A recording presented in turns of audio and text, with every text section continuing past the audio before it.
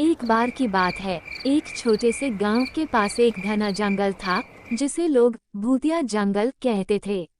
गांव के बुजुर्गों का कहना था कि वहां पर रात के समय अजीब अजीब आवाजें आती हैं और जो भी उस जंगल में गया वो वापस नहीं लौटा। गांव का एक युवक अर्जुन इन बातों को अंधविश्वास मानता था। उसने ठान लिया कि वह जंगल की सच्चाई का पता लगाएगा।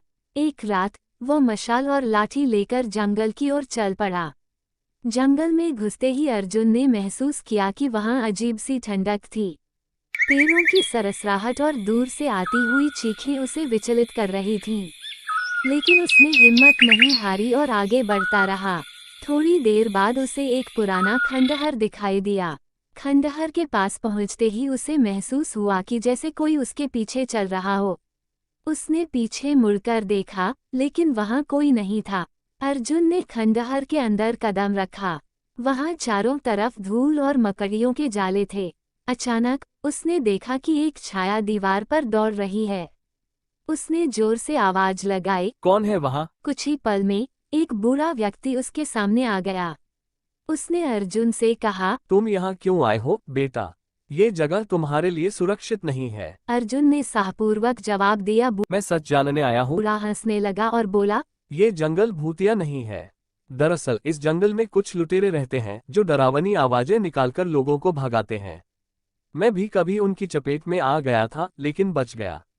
अब मैं यहाँ उनकी हरकतों पर नजर रखता हूँ। अर्जुन ने ये सुनकर लुटेरों को सबक सिखाने की योजना बनाई। अगले दिन वह गांव के अन्य लोगों के साथ जंगल में गया और लुटेरों को पकड़ लिया। इसके बाद गांव के लोग जंगल में निर्भय होकर जाने लगे। अर्जुन की बहादुरी ने गांव वालों को अंधविश्वास से मुक्त कर दिया। लुटेरों के पकड़े जाने के बाद गांव में सब कुछ सामान्य लग रहा था। लोग अब जंगल से डरते नहीं थे और वहां जाने लगे। लेकिन अर्जुन को हमेशा ऐसा महसूस होता था कि जंगल के खंडहर में कुछ रहस्य अब भी छिपा हुआ है। एक दिन अर्जुन को गांव की एक बुजुर्ग महिला ने रोका। बेटा, तुमने लुटेरों को तो पकड़ लिया, लेकिन वह खंडहर केवल लुटेरों का ठिकाना नहीं था। वह जगह बहुत पुरानी है और वहां कुछ ऐसा छिपा है जिसे अर्जुन के मन में उत्सुकता बढ़ गई। उसने ठान लिया कि वो खंडहर की गहराई तक जाएगा। इस बार उसने अपने दो दोस्तों राहुल और विक्रम को अपने साथ लिया। तीनों ने रात का समय चुना क्योंकि दिन में खंडहर के अंदर का रास्ता दिखाई नहीं देता था। जब वे खंडहर के अंदर पहुंचे तो उन्हें एक दीवार पर अजीब से निशान दिखाई दिए। दीवार पर किसी भाषा में कुछ लिखा हुआ था जिसे वे समझ नहीं पाए। लेकिन उन निशानों के बीच एक छोटा सा दरवाजा भी दिखा।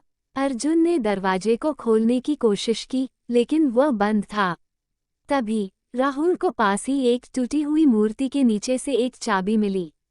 जब चाबी दरवाजे में डाली गई तो दरवाजा खुल गया। दरवाजे के पीछे एक गहरी सुरंग थी। सुरंग के अंदर जाते ही उन्हें महसूस हुआ कि वहां ठंडक और अजीब सी बदबू है। सुरंग के अंत में उन्होंने एक बड़ा कमरा देखा। कमरे के बीचों बीच एक पुराना ताबूत रखा हुआ था। जैसे ही वे ताबूत के पास पहुंचे, वहां अचानक हवा चलने लगी। ऐसा लगा जैसे कोई अदृश्य शक्ति उन्हें रोकना चाहती हो। विक्रम डरने लगा और वापस लौटने की बात करने लगा, लेकिन अर्जुन ने कहा, हम सच का पता लगाए बिना वापस नहीं जाएंगे।